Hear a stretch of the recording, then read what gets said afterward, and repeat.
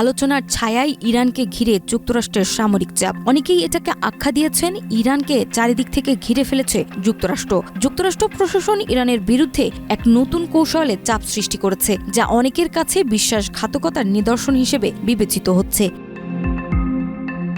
12 April ওমানের মাস্কটে যখন Iran ও যুক্তরাষ্ট্রের মধ্যে পরমাণু কর্মসূচি নিয়ে উচ্চ পর্যায়ের আলোচনা হচ্ছিল, তখনই খবর আসে ভারত মহাসাগরের দিয়েগো গার্সিয়া ঘাঁটিতে 6টি B-2 স্টেলথ বোমারু বিমান মোতায়েন করা হয়েছে, যা ইরানের পরমাণু স্থাপনাগুলোর উপর হামলার প্রস্তুতির ইঙ্গিত দিচ্ছে। একই সঙ্গে ইসরায়েলকে সুরক্ষা দিতে সরবরাহ করা হচ্ছে থার্ড এয়ার ডিফেন্স সিস্টেম।